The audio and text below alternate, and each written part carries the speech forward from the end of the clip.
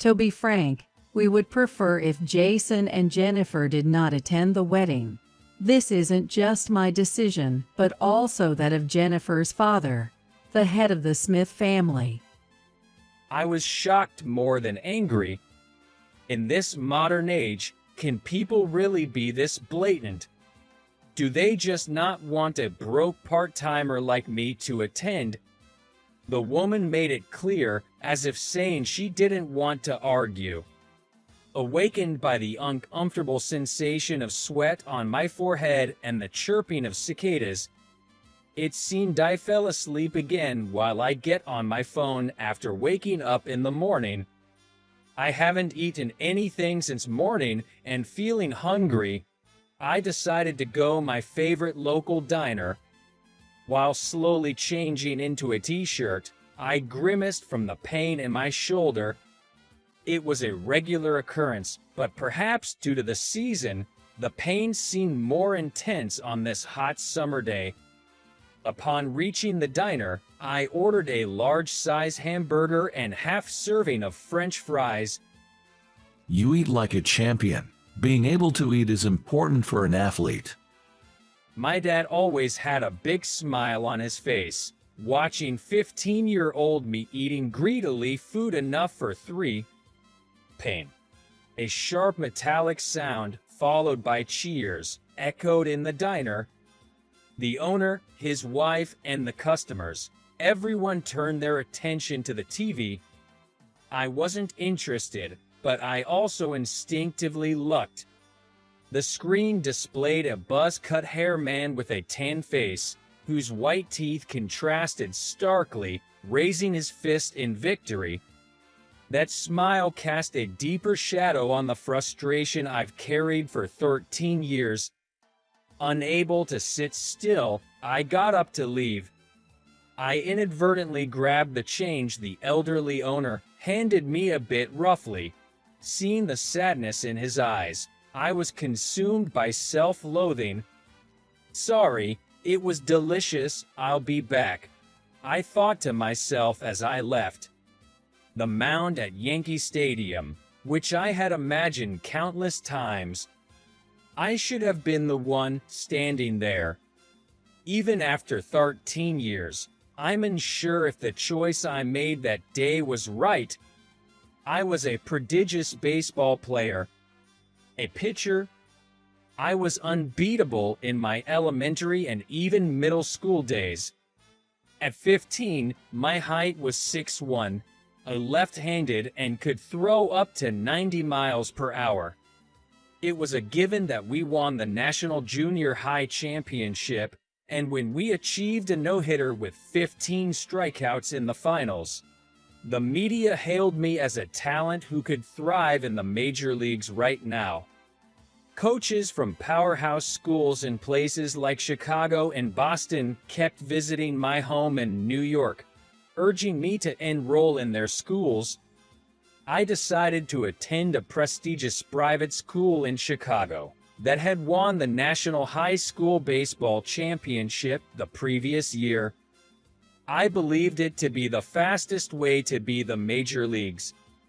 I ended my junior high baseball career on a high note by winning the last tournament. Those days were the golden days for me. While I was jogging near my home, a little girl ran out of a park chasing a ball. She darted onto a busy road just as a massive truck was approaching. Damn it, she's going to get hit, I thought. The next thing, I was on the road, holding the girl in my arms. There was no time to think. My body just reacted, much like when catching a fast ball out of the blue. I was bleeding from somewhere on my body. The truck driver rushed, got off from the truck in a panic.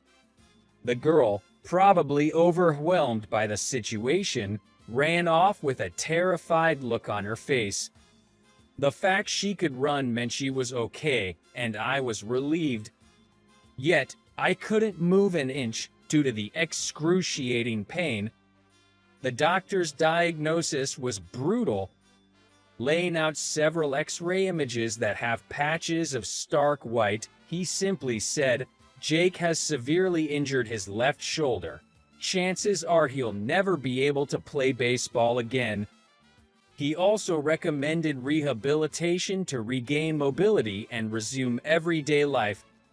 It might sound cliché, but my life ended that day. I threw away all my baseball gear. Seeing my visibly distressed parents, my younger brother Jason trying to keep the light mood at dinner, and the guilty face of the truck driver who visited me daily in the hospital, all of it felt too much. I became visibly depressed and violent, and people began to avoid me. I even declined the offer to attend high school. People praised me for saving a little girl's life, but those were the empty words of adults who didn't care about baseball. Those words offered no solace. In fact, I was even angry at the girl at times. I felt that she had derailed my life. 14 years have passed, and I still don't know where she is. I lit a cigarette back at my home. I knew it wasn't enjoyable, but as I was mindlessly browsing through my social media feeds, my phone suddenly buzzed. It was a call from my brother, Jason. "Jake, long time no see. How have you been?" My younger brother followed in my footsteps and took up baseball.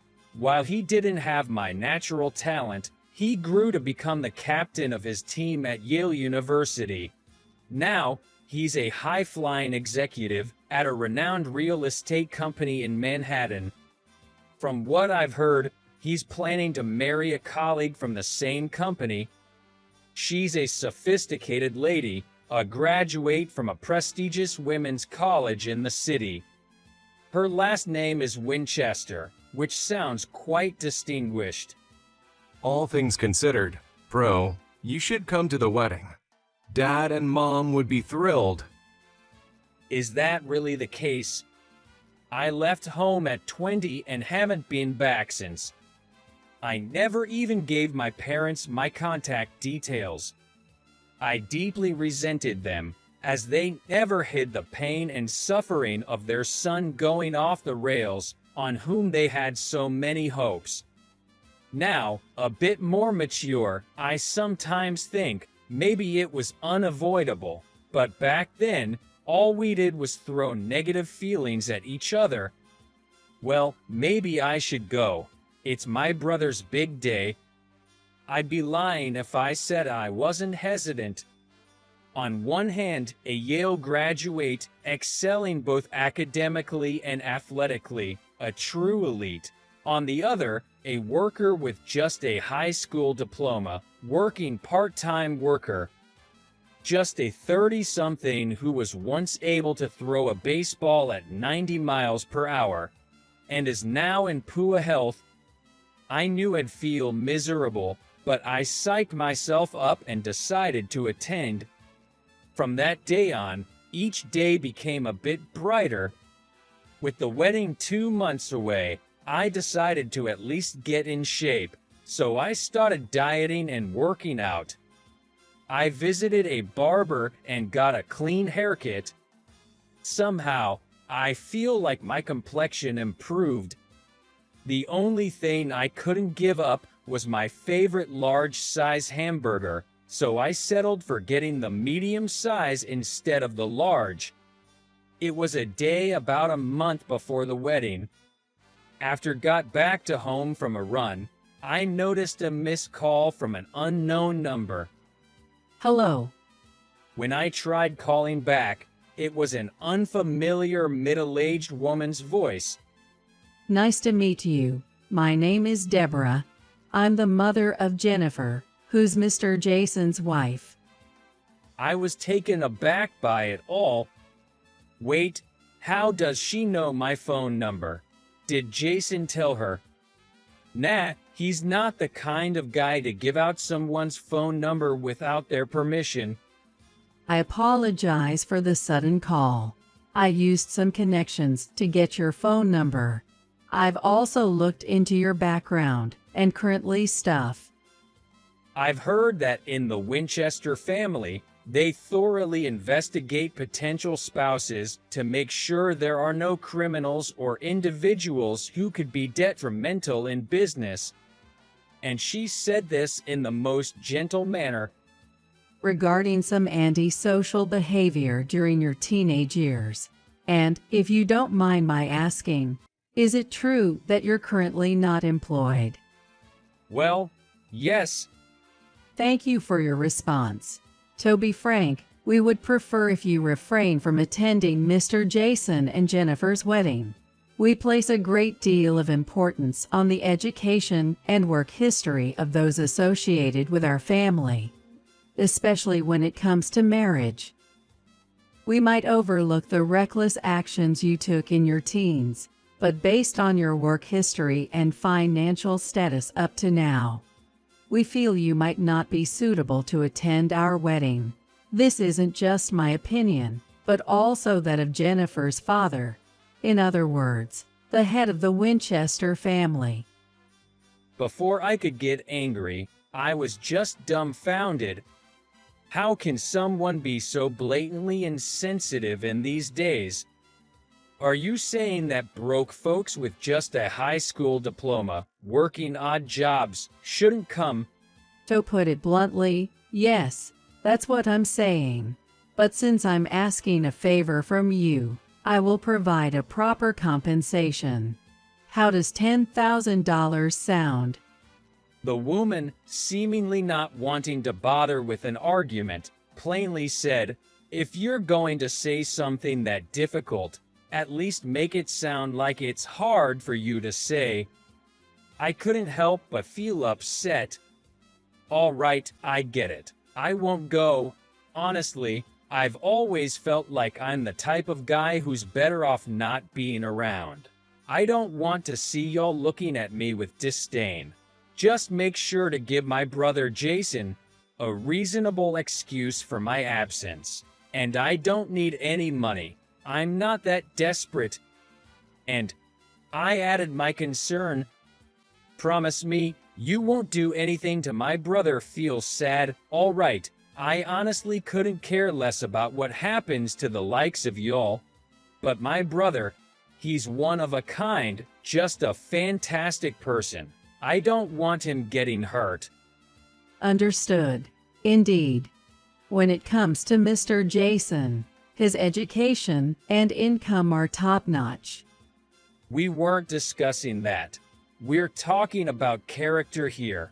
I'll be taking my leave now. I chucked my phone onto the bed, completely powered off. The sweat that should have felt good after my run had completely dried, leaving my skin feeling sticky. After that, I didn't feel like doing anything and just been lazy in the house. The daily runs I had eagerly started came to a full stop, and looking in the mirror, I saw my complexion revert back to its unhealthy tone. Then, the morning of the wedding day, I was sound asleep when a call from the same number as before I got call. That woman again, I thought, feeling quite annoyed. I had properly sent my regrets, so there shouldn't be any reason for complaints. I ignored it for a while, but the call were non-stop, so I finally pressed the answer button. Yes. Excuse me. You are Mr. Jake, correct? I was taken aback. The voice of Jennifer's mother, whom I spoke with last time, seemed so different. Yes, who is this? I'm Deborah. We've talked before. We covered all the requirements the other day, didn't we? Do you need something else? I'm pretty busy right now. Even though I had just woken up and wasn't busy at all, I said this. I don't know how to apologize to you, Mr. Jake. What? Your attitude seems to have changed quite a bit. Was it by any chance near a park at Upper East Side on November 3rd? 13 years ago when you were seriously injured. Probably. But how do you know all this? On that day. Didn't you get injured while protecting a girl? You really do know a lot. I'm starting to get scared now. So it was true. That day, my daughter, Jennifer, came home with a big scar on her arm. For the Winchester family women, beauty is of utmost importance. We've always been told not to get scars on our skin, so it was quite rare for such a big scar to appear. In my anger, I lost myself and scolded her without even asking Jennifer what had happened. What an awful mother, I thought to myself, making a face. Yesterday was the day before Jennifer left home to live with Mr. Jason. In other words, her last day at the Winchester residence. Then, Jennifer solemnly said to me, "Mom, there's something I never tell you. I might have killed someone." And suddenly began to cry as she recounted that day's events.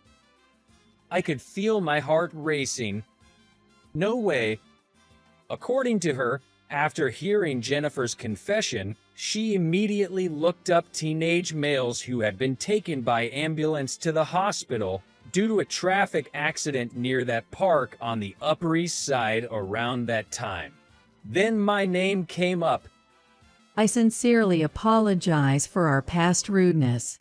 I cannot believe how terribly I treated the person who saved Jennifer's life. I could hear her sobbing on the phone. While listening to her voice, I struggled to sort out my feelings. Mr. Jake, is that true when you said you were busy earlier? We have a car en route to your house right now. We'll prepare everything, including clothing and hair and makeup services. So, The sobbing mother continued, can you come to the wedding right away? and so, I was picked up by men in black suits and had my hair and makeup done by women in black suits inside the car before finally arriving at the wedding reception. Only 10 minutes until the wedding ceremony starts. Cutting it pretty close. First, the head of the Winchester family and his wife, in other words, the woman who made fun of me over the phone, rushed over and deeply apologized. Both of them were in tears. You are truly the one who saved Jennifer's life. I couldn't meet Jennifer as she was getting ready to make her entrance, but they said she really wants to see you, so please say hi to her later. However, I had more pressing concerns than this miraculous reunion. It's been 8 years since I last saw my parents, and we basically parted on bad terms. I just wanted to avoid any bad situation at my younger brother's wedding, but against my expectations, when my parents first saw me, they had the biggest smiles on their faces. My mom started crying as soon as she spotted me. She grabbed my hand and said, "It's so good to see you after such a long time, and I'm truly sorry for everything. After you left, your dad and I have been reflecting a lot. All I wished for was to know that you were alive, and I'm sorry I couldn't even express such a simple sentiment. We hurt you so much. Even it must have been hardest time for you, Jake." The stubborn emotions inside me began to melt away, and I couldn't hold back the tears anymore. It was the kind of crying where tears just kept pouring out, what you'd call deep sobbing. And then the wedding ceremony started. Beyond the grandly opened entrance doors stood Jason, with his rugged, tan face, and a bride with a tiny, beautiful, pale face, almost small enough to be held with both hands. As they moved to their seats, blessed by everyone, my eyes met Jennifer's. She stopped deliberately and with a face full of remorse and gratitude, mumbled, "Thank you," to me. She must have heard from Jason about the accident, how I quit baseball afterward, and how I got into trouble. Some guests who didn't know the story looked puzzled for a moment, but Jennifer seemed not to care. What a day this has been. A miraculous reunion and a peace with my parents. I've often reminisced about that accident, constantly questioning if sacrificing my baseball career to save a stranger's life was the right decision. But seeing the happy faces of Jason and Jennifer, I can now proudly say that I made the right choice. I gently touched my left shoulder. My life didn't end that day. My days of glory are about to begin,